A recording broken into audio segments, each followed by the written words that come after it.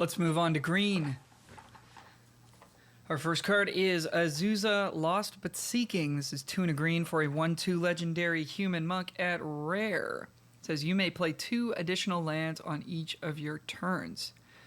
So this is kind of an interesting one. This is super powerful in Commander and maybe some Eternal formats. I don't know how much I like it here. If this lets you play lands off the top of your library, like the green-red rare that we saw, this would be a whole lot more exciting. But basically what you're hoping for here is to have like a 4 or 5 land hand, cast this on 3, and then drop the other 2 lands and ramp up to 5 or 6 mana on the following turn, and then have something good to cast with that mana. All seems a bit hard to put together, a little bit of a rare situation. I could see this being okay. I mean, if we just thought of it as you may play 1 additional land, on a 3 mana 1/2 body, which is not very exciting, but in a green deck that wants to draw cards every turn to pump up its card draw matters threats, you're gonna end up with a few turns where you've got 2-3 lands in your hand and you can only play 1 of them, and this would allow you to ramp out at that point. So I could see this being okay, but I'm definitely not jumping up and down to pick it first. I think you would only want it in a deck with a lot of card draw, and even then, it's not going to have a big impact on the board when it comes down on turn 3. So this might actually be better on turn 6 or 7, for example, when you've already established a board presence, you're starting to draw cards, and this is providing a little bit of extra value. So I'm going to start it as a C-, I think, and we'll see what happens from there, but it might not really be playable at all, so beware of this one. Next card is Burl Fist Oak, 2 green for a 2/3 tree folk at uncommon. Whenever you draw a card, it gets +2/+2 until end of turn. So when you draw your card for your turn, this is a 4/5, and it only costs 4 mana, so it's a 4/5 on offense, a 2/3 on defense. But the nice bit of play with this one is that if you've got a card like Opt or Frantic Inventory in your hand, an instant speed way to draw cards, you can block with this, pump it up once or maybe even twice, and really get somebody. And of course, attacking as a 4/5 that potentially becomes a 6/7 is going to be a pretty scary proposition for your opponent to block. So I think this card's really strong. It's obviously doing or it benefits from doing the thing that green really seems to want to do in this set. So I think it would be wise to start this card at a B. Canopy Stalker is next, 3 and a green for a 4/2 cat and uncommon. It must be blocked if able, and when it dies, you gain 1 life for each creature that died this turn. So the problem with this card, of course, is that it trades down for their 2/1 or their 2/2, and they'd be happy to leave that back to block your 4 mana card. So where you're going to want this is in 4 Power Matters decks. It's not going to be a great enabler for you there, since there's better things like Onaki Ogre at 3 mana and cards like that.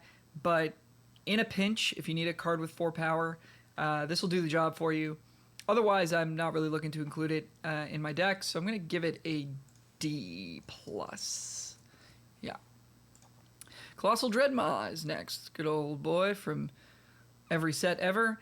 4 GG for a 6/6 dinosaur at common with trample. This thing is beastly. It's maybe looks a little bit unassuming. It's a little bit expensive, but for the price you're paying, you're getting all the stats, and trample is really, really nice, especially on giant green monsters, obviously, because it makes it real difficult for your opponent to pull shenanigans like chump blocking with tokens and things like that. And of course, this is going to trigger all your 4 Power Matter stuff. And if you can accelerate it out with maybe an Elvish Visionary or a Cultivate or something like that, then you're going to be even more impressed with this card. So I think it's a solid C+, and I'd be looking to pick up a couple of these and play them in any green deck. Also worth noting, this dodges all the removal except for the 5-cost black instant removal spell. It's not Final Death, it's something else, but Finishing Blow, maybe it's called, and the red. The red 3 red Turn to Slag doesn't hit this, but the white 5-mana removal spell does hit it, but you get a 1/1 after it's all said and done. So this card is actually pretty hard to kill as well, and I think it's going to be pretty sturdy in this format. Moving on to Cultivate. Tuna Green for a sorcery and uncommon. Search your library for up to 2 basic land cards. Reveal them. Put one onto the battlefield tapped and the other into your hand, then shuffle. So if there is a multicolor deck or a 5-color deck in the format, Cultivate's going to be a pretty important part of that deck coming together. And even if you're not playing 5 colors, drawing 2 lands, ramping one of them out, and making sure that you're hitting your colors and not having mana troubles is pretty impressive. This is a 2-for-1 in the sense that it's drawing you 2 cards. 2 lands is not always what you want, especially late in the game, but early in the game, you're going to be quite happy with it. And the ramp is maybe worth, almost half a card on its own. So Cultivate, quite strong, and this is probably the best green uncommon, just because of what it enables you to do in any deck, but we'll see what else green has to offer. Cultivate's a B. Drowsing Pteranodon is next. 1 and a green for a 3/3 dinosaur at common with Defender. As long as you control a creature with power 4 or greater, it can attack as though it didn't have Defender. So, solid 2-drop. It's going to block a lot of things, stonewall a lot of 2-power creatures from your opponent's side of the board, and then, on turn 3, you follow it up with Onaki Ogre or something with 4 power, and you're swinging for 3, and, now your opponent's pretty far behind.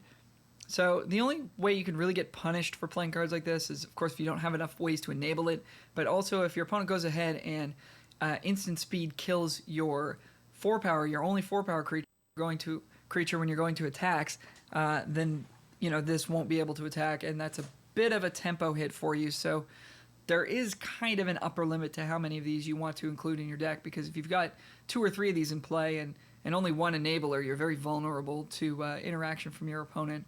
But that being said, if they're not attacking you with flyers, then they're not going to be attacking you. So it's a super solid card, and I would call it a C, and we'll go from there.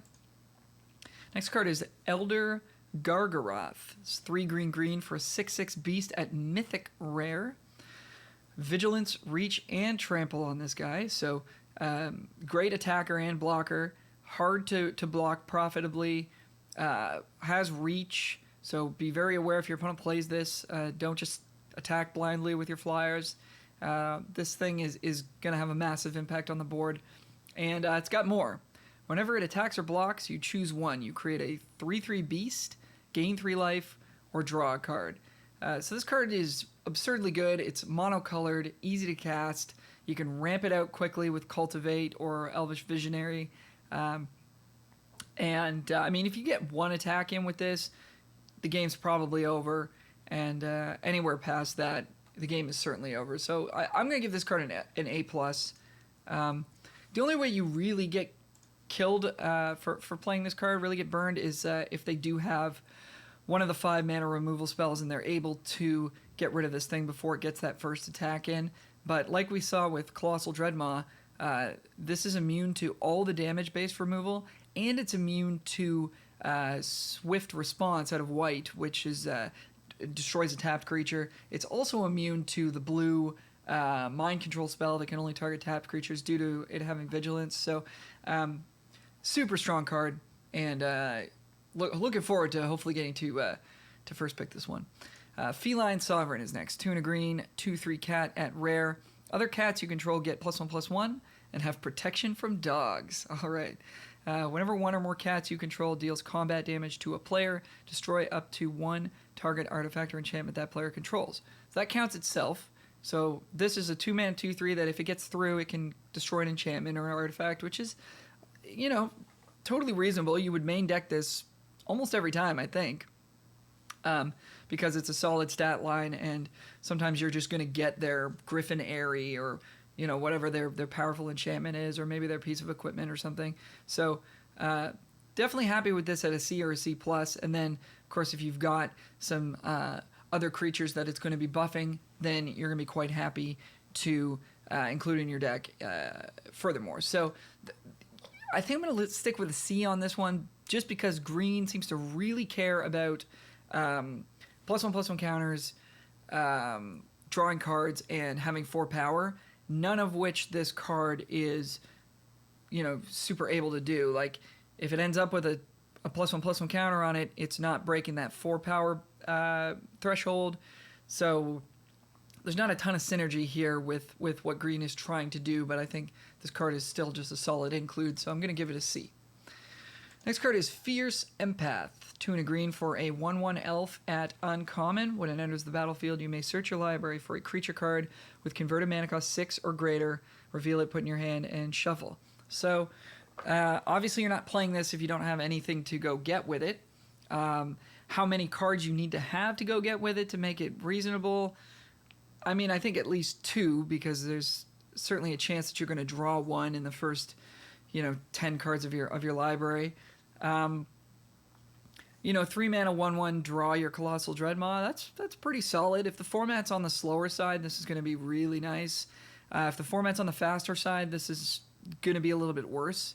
And of course, you're going to be really looking to pick these up if you have, one of the bomb rares at 6 or greater. Unfortunately, this doesn't get the Elder Gargaroth, which is a 5-cost card. But I think Fierce Empath is, it's a build-around card. I think if you do have a Dreadmaw to go get, this is maybe a C.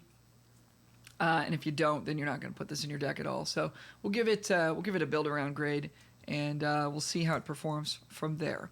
Next card is Fungal Rebirth. This is Tuna Green for an instant at uncommon. It says return target permanent card from your graveyard to your hand.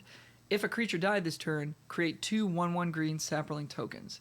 So 3 mana to get something back from your yard is a little bit overcosted. It's instant speed though, which is quite nice. If you're sort of holding up a combat trick or something and you didn't need to use it, then you can go ahead and use this instead at the end of your opponent's turn when they're not expecting it, and then untap and cast your thing. That's all fine. That's probably C-, D+ level. If you're getting 2 1/1s out of the deal though, then this really gets going from there. So I think it's easy enough to have a creature die a good amount of the time, and since this is an instant, you're going to get to take advantage of a creature dying if it's during your opponent's turn or whenever that might be.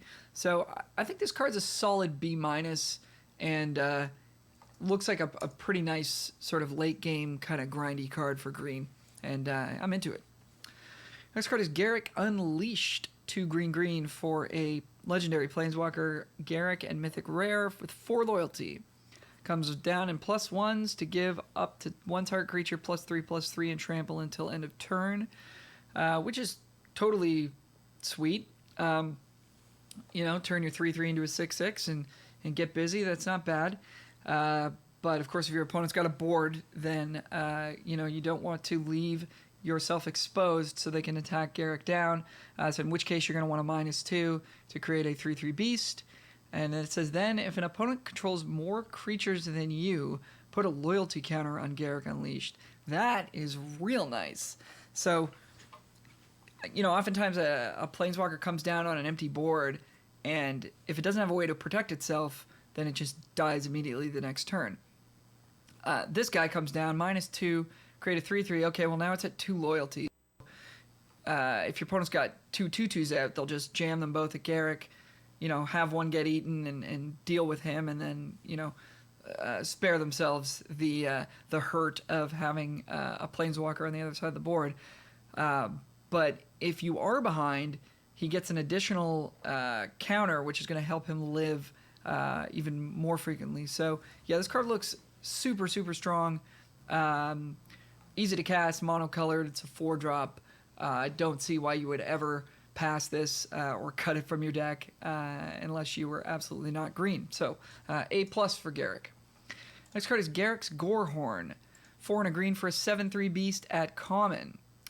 This card is really bad. It dies to Scorching Dragonfire, which is a 2 mana card. It trades down for any 3-power creature.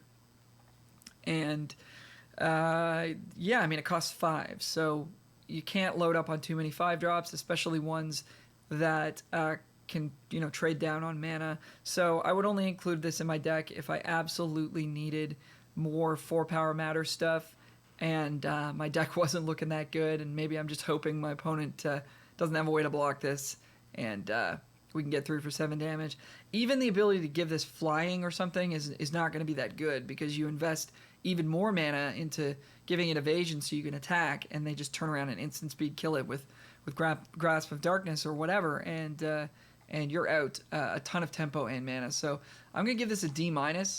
I expect to not ever play this, but there are situations where you might have to, and good luck to you if that's the case. Next card is Garrick's Harbinger.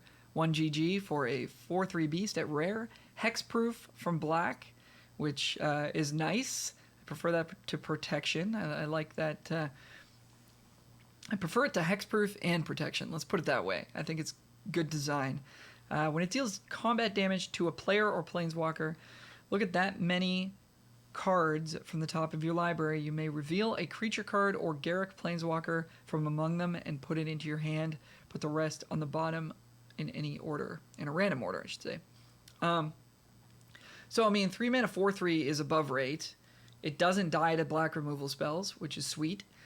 And if it does get in there, you're looking at the top 4 and putting a creature in your hand, and this is, super excellent. And pairs super well with our next card as well. If you can give this trample or any kind of evasion, then you're really getting away with it. So, yeah, it dies to Scorching Dragonfire, but it's a 3-drop, and having Hexproof from black does protect it against a good amount of things as well. So this card is overstated and has a lot of upside to it. I like it at A. A-, I'll say. Garrick's Uprising is next. Tuna Green. For an enchantment at uncommon, when it enters the battlefield, if you control a creature with power 4 or greater, draw a card. Nice. So, problem with cards like this in the past is you invest mana into putting them onto the battlefield, but you've already played a couple of creatures, and it's like, okay, well, I hope I draw another one so I get my card back. Cool. And then, you don't or whatever. This one's going to spot you that card right away if you've gone ahead and built your deck around it, which you should do. Next bit of text is super important as well. Creatures you control have trample. So not just the 4-power or greater ones, but any of them. Although many of them will have 4-power or greater, and when you have 4-power or greater, trample is really good. So this card I like a whole lot. And then, of course, it's got the ability, when a creature with power 4 or greater enters the battlefield under your control, you draw a card. So this is all, not only is this card advantage, and it's, reasonably costed, and it's got a nice static ability, it's also triggering the draw card matters stuff in green. So I think this card's super powerful, and I want to start this as potentially the best green uncommon, right up there with Cultivate. I think it's very worth picking this up first pick and trying your hardest to make this work. It's super well rounded, and if you can get enough creatures to trigger it, you're going to be real happy with it. So I think Garrick's Uprising is a B, and I'm excited to give it a try. Gnarled Sage is next.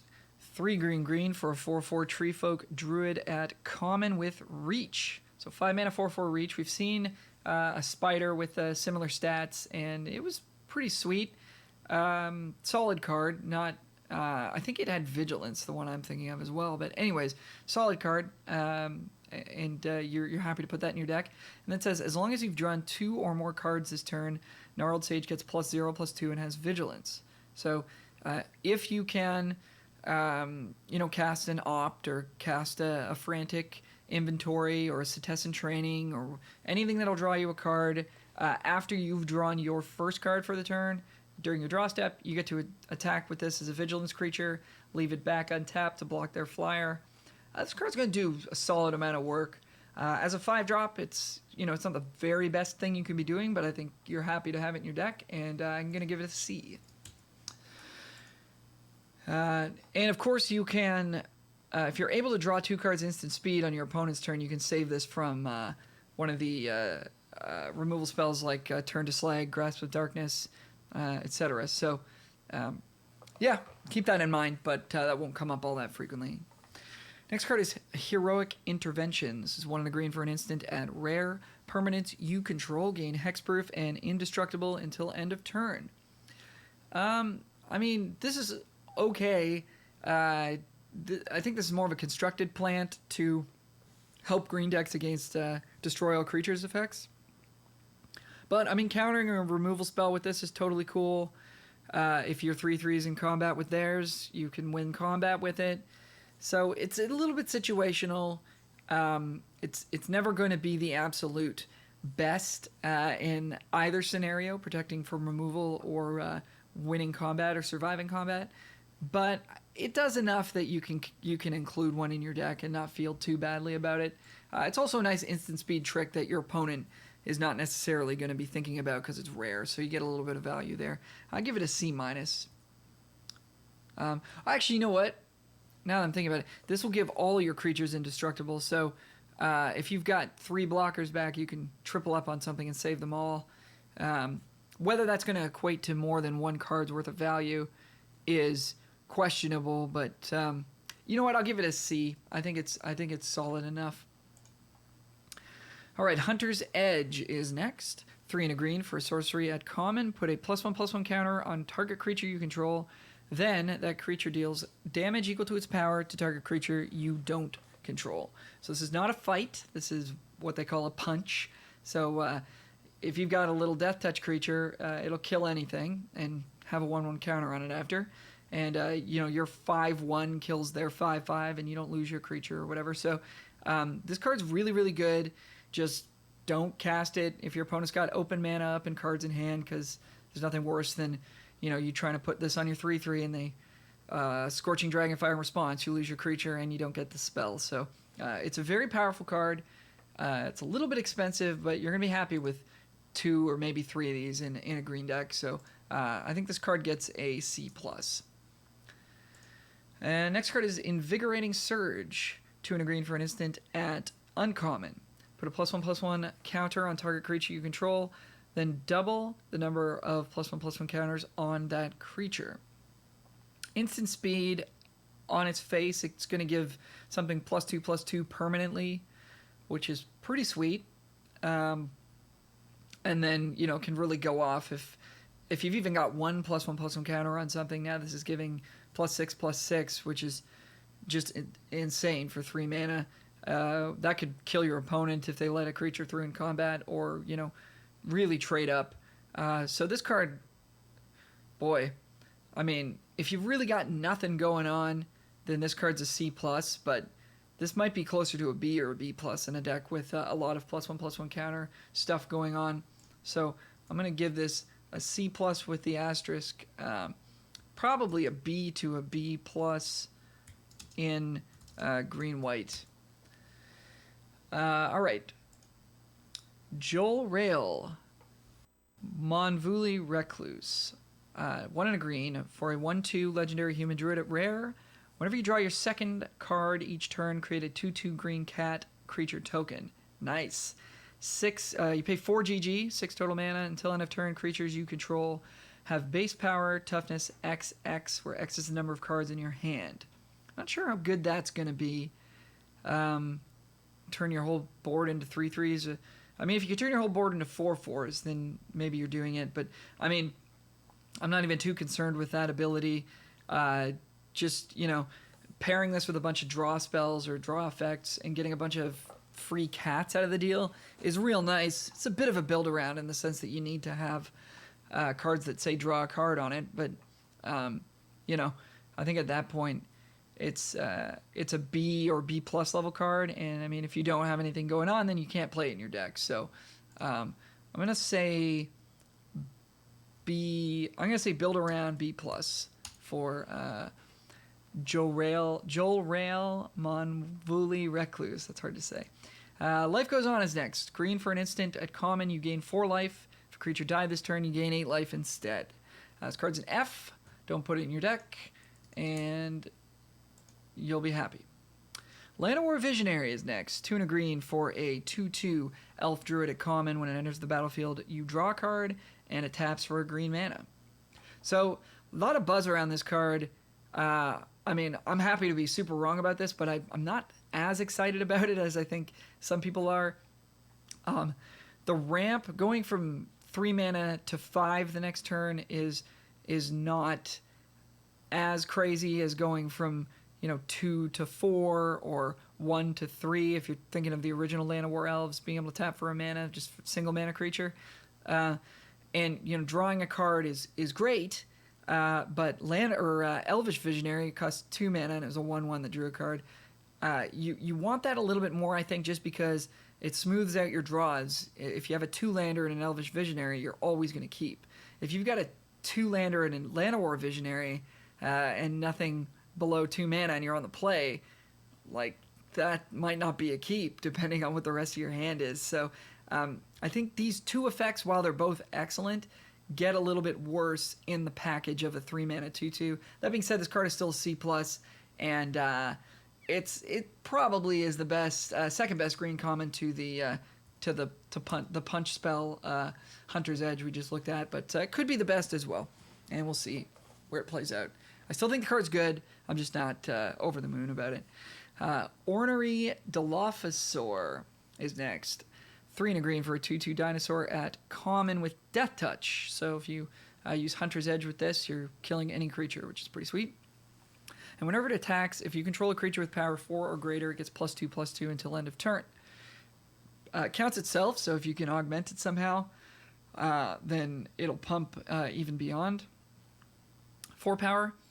Yeah, I mean, this card is pretty sweet. I mean, on defense, it's not like a great blocker in the sense that it's going to block something and survive, but it's a great blocker in the sense that it's going to trade with whatever it blocks, which, for 4 mana is bare minimum what you're hoping for. So it's not an embarrassment on defense. And then on offense, I mean, a 4/4 Death Touch is real sweet because, your opponent's going to want to double block this with a 2/2 and a 3/3 and try to get you, and they're not going to be able to do that if you have Death Touch. And then, boy, I mean, if you pump it from there, then you're really doing well. So, yeah, I mean, you definitely want to be in the deck that can enable this. I would not put this in a deck that doesn't have the 4-power clause to it. But I think in that deck, yeah, you're going to like this as maybe like a C+, probably. I'm going to give it a build around C+. Portcullis Vine is next. Single green for a 0/3 plant wall at common with Defender, so it can't attack. You can pay 2 and tap and sacrifice a creature with Defender to draw a card. So this can sacrifice itself and you get your card back, or if you've got other creatures with Defender, you can also sacrifice those for value. Haven't really liked this card, and doesn't seem like Defender is a theme that's really promoted in this set all that much. 0/3 is not typically big enough to keep creatures from attacking you for, past the second turn of the game.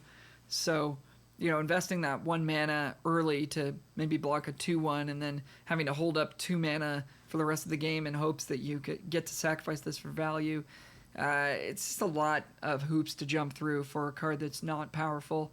It does trigger your draw stuff, so I guess if you really need things that say draw a card for some reason, then this card might get a little bit more appetizing, but I'm going to give it a D to start with.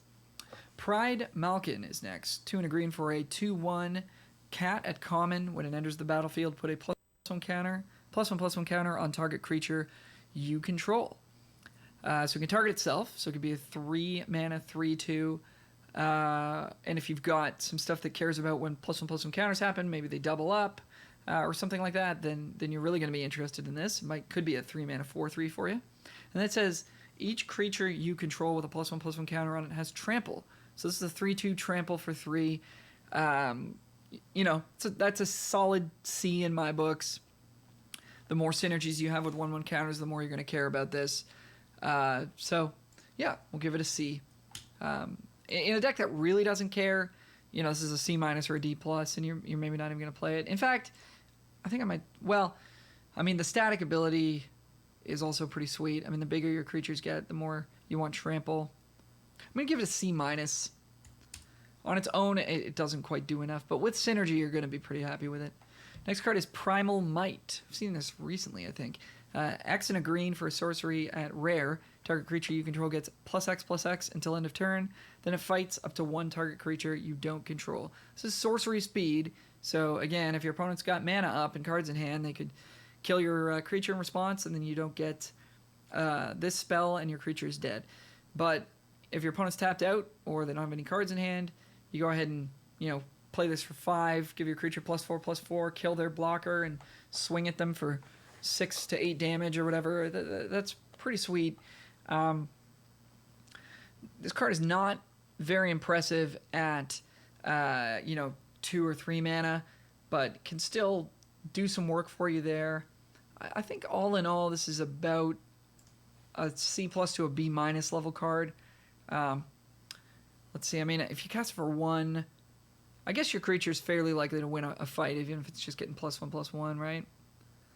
And then, from there, it can really scale up. It's not instant speed, which I don't like. I'm going to give it a B-, but maybe it's a little bit better than that. It is easy to cast, which is nice. Just the single green. All right, Quarian Dryad is next. 1 and a green for a 1/1 Dryad at uncommon. Whenever you cast a spell that's white, blue, black, or red, it gets a +1/+1 counter. So obviously you need to be in a 2-color deck and have enough spells of the non-green color in your deck to put counters on this. I mean, once this is a 3/3, you're pretty psyched.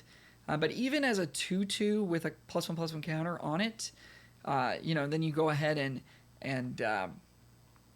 play that trick. What was it called? Invigorating Surge. To put 2 +1/+1 counters and then double. Now it's a 7/7. So just the fact that it has a +1/+1 counter on it at all is going to be valuable in some decks. And then if this is growing to a 4/4 or 5/5, then you're really doing it. So yeah, I mean, I think generally speaking, even if you're not in the +1/+1 counter theme, if you've got enough spells of your opposite color, you're going to be reasonably happy with this card. I like it at B-. Plus, it's a 2-drop, and we always want 2s. All right, Ranger's Guile is next. Single green for an instant. Target creature you control gets +1/+1 and gains hexproof until end of turn. Yeah, so this is super cheap. Single green at instant speed. I love 1-mana cards at instant that affect the board in some way because it's really easy to hold up 1 mana. Your opponent has a hard time playing around 1-mana tricks because it's just too hard to know if you have it or not. And I mean, the +1/+1 can win you combat, and the hexproof can save your creature from removal. So this is like a better version of heroic intervention. So yeah, I like Ranger's Guile at C+. Return to Nature is next. 1 and a green, instant at common, choose 1, destroy target artifact or enchantment, or exile target card from a graveyard. Classic sideboard card, and a decent one at that if you've got some artifacts and enchantments you need to kill. Or if you want to try to counter your opponent's reanimation spell, just, be aware that if they only got 1 or 2 things in their deck that you want to deal with, with this card, then you're counting on drawing it at the time that they draw the thing that you want to interact with, and that's not usually a great plan in Limited. You want to be posing the questions, not hoping to have the right answers at the right time, if you know what I mean. Next card is Run Afoul, single green for an instant at common. Target opponent sacrifices a creature with flying.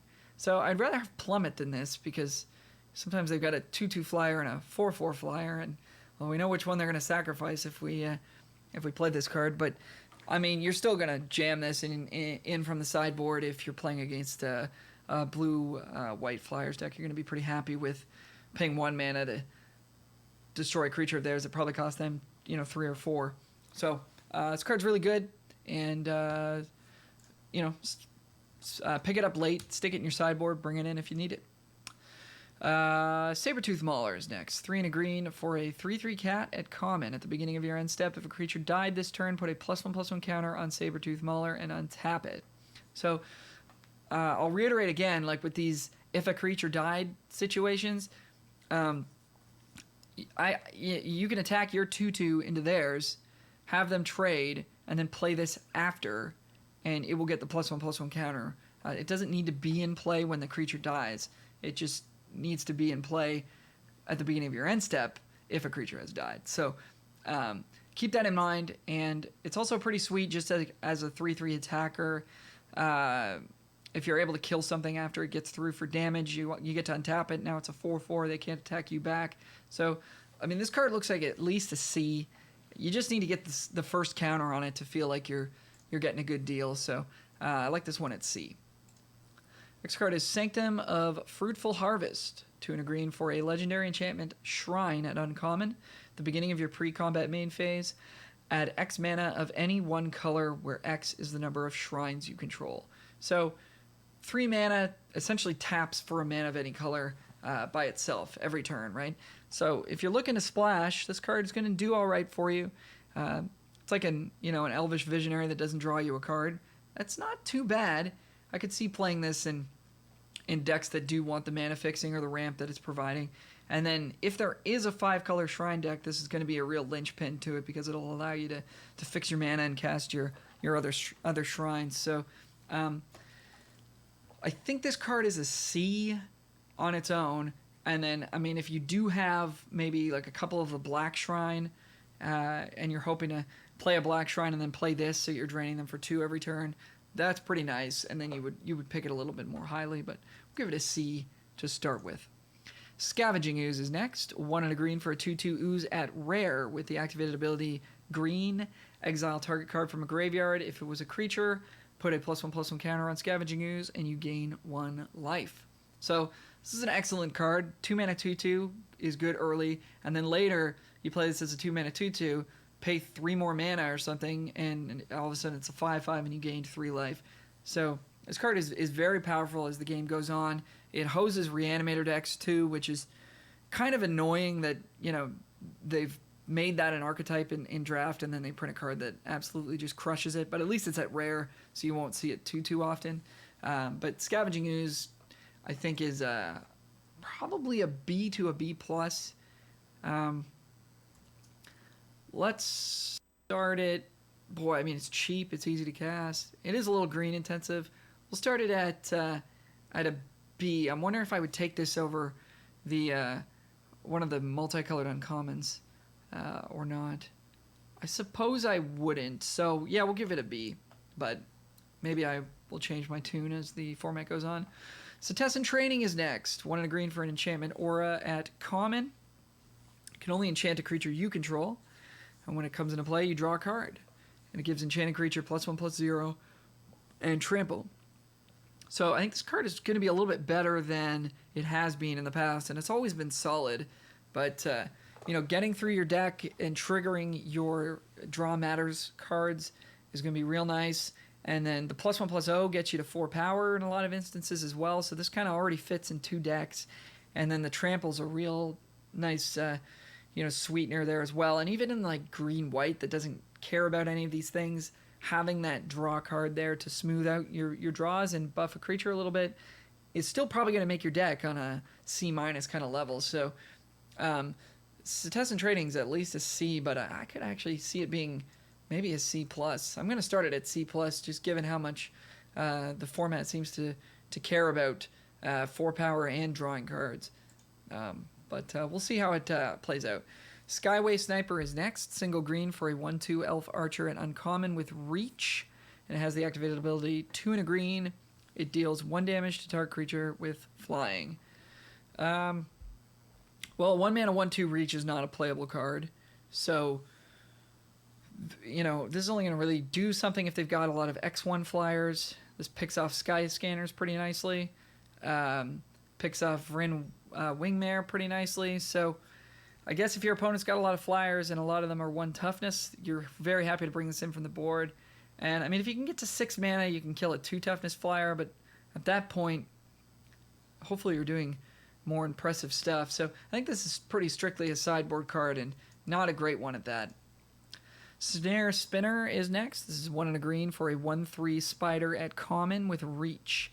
Whenever it blocks a creature with flying, it gets +2/+0 until end of turn. This card is pretty annoying to face as a flyers deck because it comes down on 2, and it's going to blank all your flyers up until probably like turn 4 or maybe 5 when you can get like a 3-2 flyer out or a 4-3 flyer out.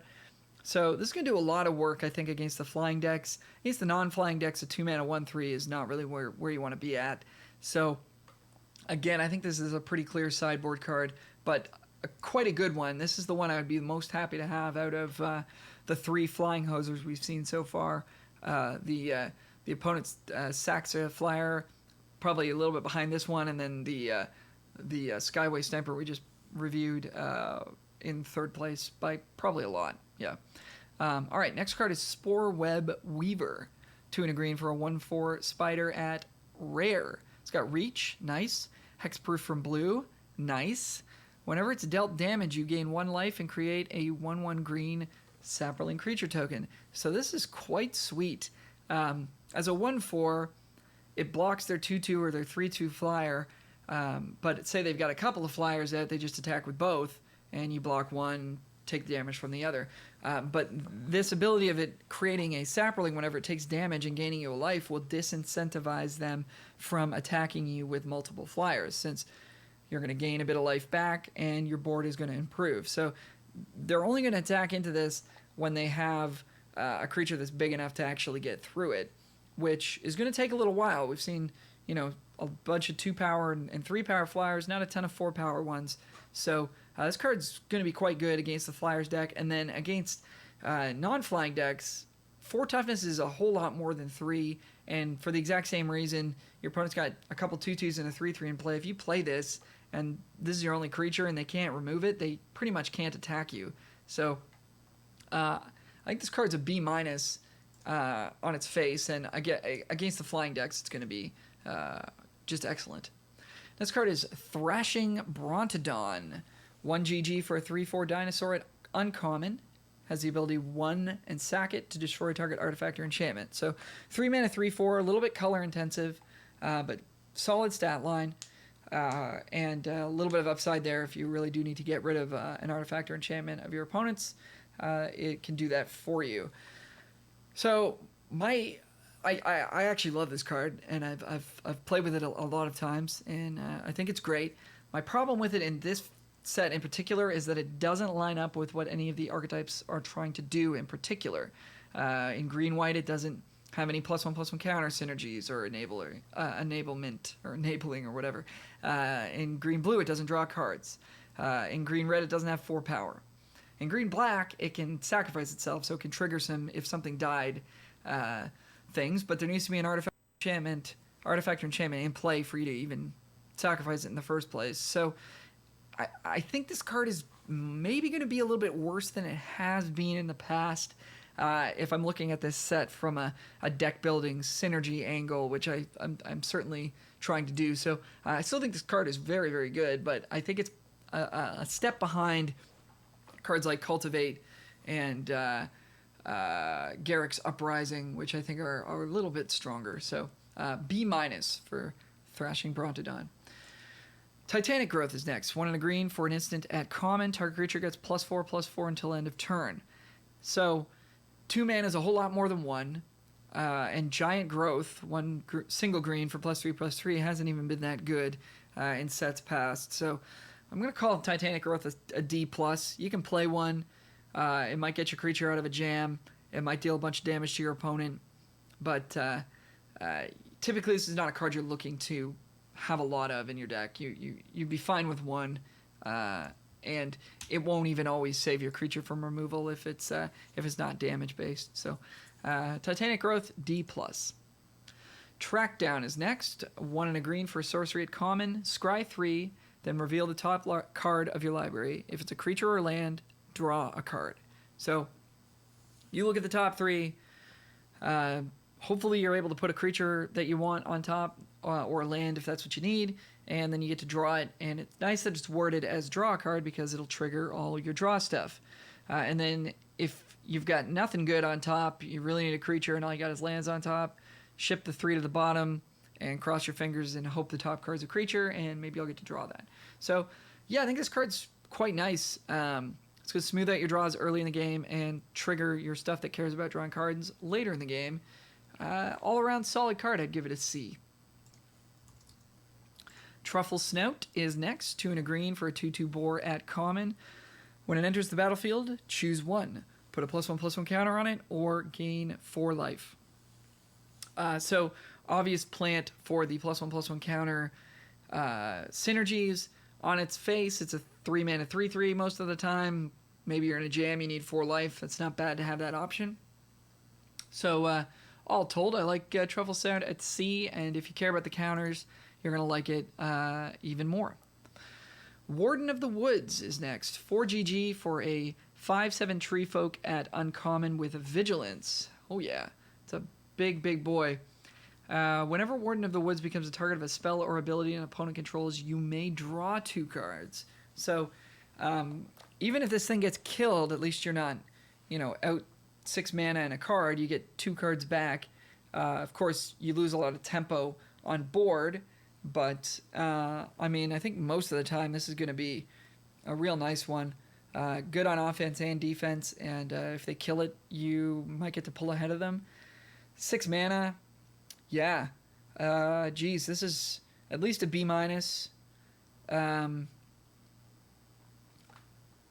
Looks real strong to me. Triggers the 5 power matter stuff as well. Triggers the draw stuff.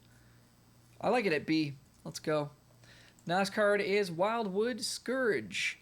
This is X and a green for a 0/0 Hydra at uncommon. Comes into play with X +1/+1 counters on it. And whenever 1 or more +1/+1 counters are put on another non-Hydra creature you control, it gets a +1/+1 counter. So, I don't know if you're getting the theme here, but you want +1/+1 counters on your other stuff and put this in that deck. Otherwise, it's going to perform all right on any spot on the curve. 4 mana 3/3 is like meh. 5 mana 4/4, we're getting there. 6 mana 5/5, all right. It's always going to be just okay. And then sometimes you draw it and you've got like 9 lands in play, and it's huge.